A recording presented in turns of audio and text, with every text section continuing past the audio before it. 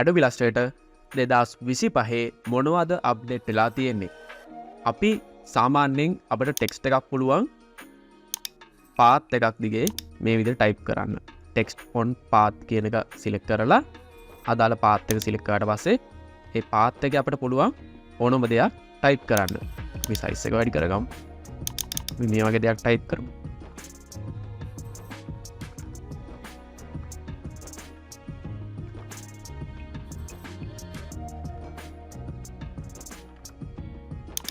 මේ විදිහට අපට පුළුවන් පාත් එකක් දිගේ මේ විදිහට ටෙක්ස්ට් එකක් අපට මේ විදිහට ටයිප් කරගන්න.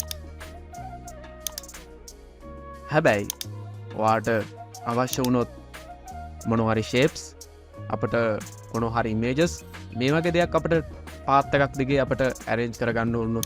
මෙන්න මේ වගේ අපට arrange කරගන්න වෙනවා. මේ ලස්සන මේ ටික පාත් එකක් දිගට මෙහෙම තියාගෙන අපට මේ විදිහට තමයි වැඩේ කරගන්න වෙන්නේ. හැබැයි ඒකට පොඩි ටයිම් එකක් ගියා. අච්චර ලේසි වුණේ නෑ නේද?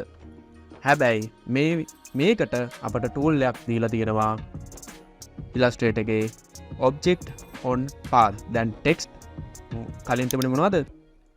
කලින් තිබුණේ type on a path tool එක තමයි කලින් දුන්නේ. දැන් පුළුවන් අපට object path එකක් දිගේ අපට දැන් රෙඩි කරගන්න පුළුවන්. අපි කොහොමද මේ වැඩේ කරන්නේ? මම මේක පාඩම පෙන්නන්නම්. අපි මේ පාත් එක අපි ඔබ්ජෙක්ට් එක මෙතන අන්ඩු කරගමු. හරිද? අපි සිලෙක්ට් කරගත්තා අපට arrange කරගන්න ඕන ඔබ්ජෙක්ට් එක. අපි ක්ලික් කරා objects on path tool එක. අපිට අවශ්‍ය පාත් එක සිලෙක්ට් කරා. දැක්කද? තප්පරයක් ගියේ කියලා. ඉතින් අපට පුළුවන් මේක ස්පේසින් චේන්ජ් කරන්න පුළුවන්. ඒ වගේම මේක රොටේට් කරන්න පුළුවන්. කරන්න. ඉතින් අපි බලමු මේ සර්කල් එකක් වටේට arrange කරගමු බලන්න. අපි අවශ්‍ය shapes ටික select කරා. object on path select කරා.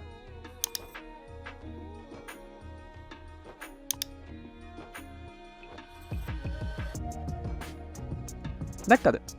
ඉතින් 2025 මේ දීපු අලුත් අප්ඩේට් එක ඔයාලා try කරන්න. 2025 අප්ඩේට් කරගන්න Adobe Illustrator.